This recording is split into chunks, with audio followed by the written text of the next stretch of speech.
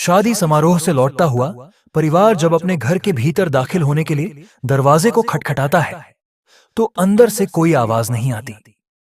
3-4 बार गुड़िया गुड़िया कहकर बुलाते हैं, लेकिन कोई बोलने वाला नहीं होता है। शायद उन्हें लगता है कि कुछ अंदर अपशकुन हो चुका है। फिर इसके बाद किसी तरीके से दरवाजे को जबरदस्ती खोलने का प्रयास होता है और दरवाजा जैसे ही खुलता है तो अंदर एक 14 से 15 साल की जो उनकी गुड़िया थी, वह अर्धनग्न अवस्था में चारपाई पर मृत तरीके से पड़ी हुई थी। घर वाले फूट फूट कर रोने लगते हैं क्योंकि उन्हें अचानक से ऐसा देखने को मिलता है। और सबसे बड़ी बात और होश उड़ाने वाली चीज ये रहती है कि बेटी अर्धनग्न अवस्था में है। नमस्कार मेरे साथियों, स्वागत है आपका आपके अपने चैनल सन्यासी फैक्ट्स में।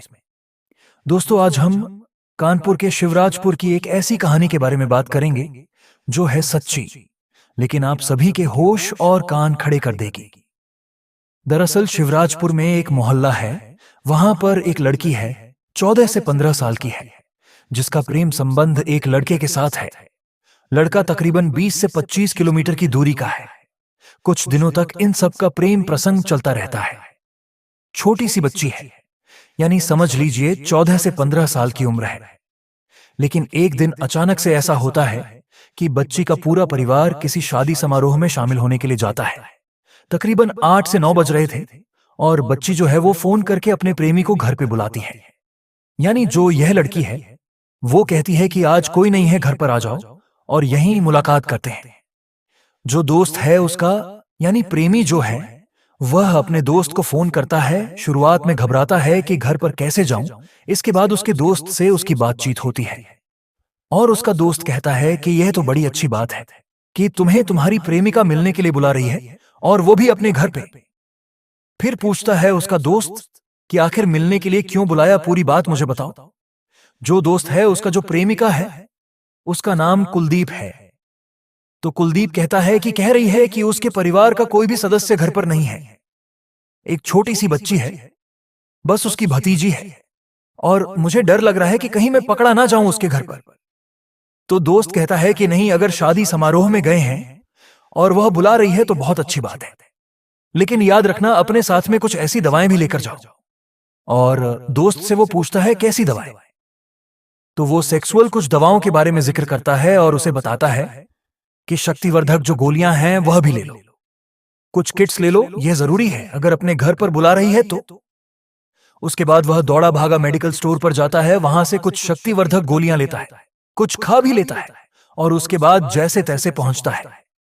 और वहां उसकी प्रेमिका यानी जो गुड़िया है वह अपने घर में खाना बनाकर अपनी भतीजी को सुलाकर इसका वेट कर रही थी। 9:30 बजे का समय रहा होगा, ये पहुंचता है। दोनों मिलते हैं, उसके बाद बैठकर बातचीत करते हैं। फिर खाना लगाती है, खाना खाते हैं और इसके बाद फिर ये जो प्रेमी है वो धीरे धीरे उसके कपड़े उतारता है और उससे संबंध बनाने के लिए कहता है। शुरुआत में वो लड़की माना करती है और उसके बाद मान जाती है। कुछ ही समय बाद, और ठंड का मौसम भी चल रहा है, कुछ समय बाद दोनों संबंध बनाते हैं, एक ही बार नहीं कई बार, और प्रेमिका को पूरी तरीके से नंगे किया रहता है और यह तकरीबन 7 से 8 घंटे तक।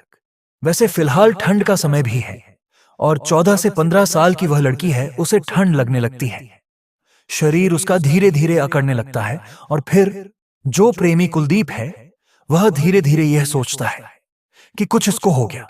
हालांकि वह इस दौरान 3 से 4 बार संबंध बनाता है और पूरी तरीके से, यानी ना कोई बदन पर कपड़ा है ना कोई कंबल है, मतलब पूरी तरीके से उसको नग्न करके रखता है और खुद भी रहता है। जब 3 से 4 बजे भोर का वक्त होता है, उस वक्त ठंडी बहुत तगड़ी लगती है। प्रेमिका अकड़ने लगती है और धीरे धीरे उसका शरीर पूरी तरीके से जो है वह अकड़न होने लगती है।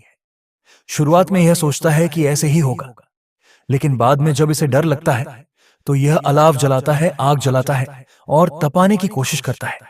कुछ टाइम के लिए लड़की थोड़ा सा संभलती है, इसे लगता है कि अब लड़की ठीक हो रही है।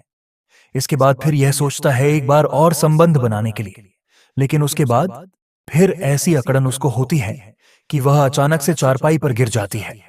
अब यह डर जाता है, अब इसे लगता है कि इसको कुछ हो गया और लड़का वहीं से वह तुरंत रफू चक्कर हो जाता है। लेकिन इनमें से कुछ घटनाएं, यानी प्रेमी के आने तक का जो समय था, उस वक्त तक उसकी भतीजी जगी रहती है।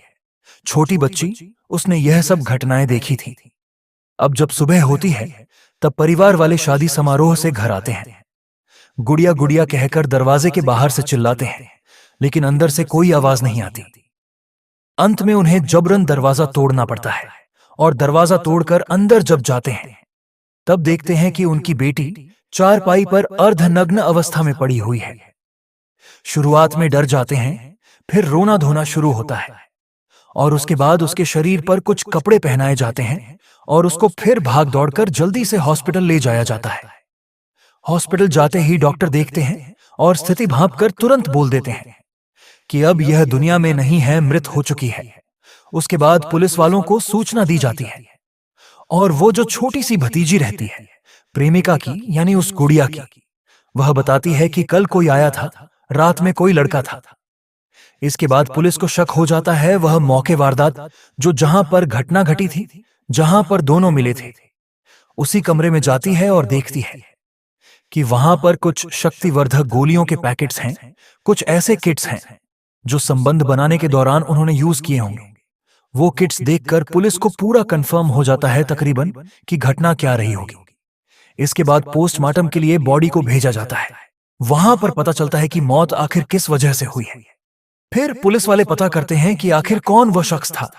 वह मोबाइल फोन जो वहां पर पड़ा हुआ था लड़की का, उसको खंगाला जाता है तो उसमें पता चलता है कि लास्ट जो डायल नंबर है वह किसका है। फिर उस पर फोन किया जाता है लेकिन नंबर स्विच ऑफ आती है। इसके बाद किसी तरीके से उसे पकड़ा जाता है। जब पुलिस पकड़ती है तो पूछताछ करती है और कहती है कि सच सच बताओगे या फिर कोई और तरीके का इस्तेमाल करना पड़ेगा। और फिर वह पूरे राज खोलता है कि वास्तव में वह कैसे इस कमरे में आया, उसने क्या क्या किया, वहां आने से पहले शक्तिवर्धक गोलियां उसने किस तरीके से खाई और क्या कुछ उस रात को हुआ था। इसके बाद पुलिस की जान में जान आती है। लेकिन यह जो पूरी घटना थी, इससे पूरा कानपुर दहल उठता है और इसके बाद यह फिर से मांग उठने लगती है कि क्या मोबाइल फोन बच्चों को बिगाड़ रहे हैं। बहुत सारे लोगों के बहुत तरीके के कमेंट करते हैं, लेकिन मेरे साथियों आज हम आपसे भी पूछेंगे कि आखिर मोबाइल फोन को लेकर आपकी क्या राय है और जो यह घटना थी इसमें मोबाइल फोन की कितनी अहम भूमिका आपको नजर आती है। और आजकल के बच्चियों और माता पिता को भी इतना सोचना जरूरी है कि आखिर उनके बच्चे मोबाइल फोन के साथ क्या कर रहे हैं, किससे बात करते हैं, किस तरीके की बात करते हैं। इन सब चीजों पर उन्हें निगरानी करनी पड़ेगी या नहीं। तो चलिए अब हम आपको बताते हैं कि पुलिस की तरफ से क्या कुछ बयान दिया गया है। तो दोस्तों, थाना क्षेत्र शिवराजपुर के एक गांव में अपने ही घर में मृत पाई गई युवती के प्रकरण में ह्यूमन इंटेलिजेंस और सर्विलांस के माध्यम से एक युवक को गिरफ्तार किया गया। गिरफ्तार युवक ने घटना में अपनी भूमिका स्वीकार की, जिसके आधार पर उसे न्यायालय के समक्ष प्रस्तुत कर जेल भेजा गया है। आज की इस कहानी को लेकर आपकी अपनी प्रतिक्रिया क्या है, उसे कमेंट बॉक्स में जरूर लिखिए। जैसा पहले ही हमने बोला कि मोबाइल फोन को लेकर आपकी क्या प्रतिक्रिया है, आप इस बारे में क्या सोचते हैं। आप और कितनी उम्र तक बच्चों को मोबाइल फोन नहीं देना चाहिए, या फिर किस उम्र के बाद मोबाइल फोन की जरूरत आपके हिसाब से लगती है। दोस्तों, मेरा नाम है गुड्डू कुमार। एक बार फिर नई कहानी के साथ कल हाजिर होंगे। तब तक के लिए दीजिए इजाजत। देखते रहिए सन्यासी फैक्ट्स और दीजिए अपना ढेर सारा प्यार। वीडियो को शेयर और लाइक करना बिल्कुल मत भूलिएगा। जय हिंद दोस्तों, धन्यवाद।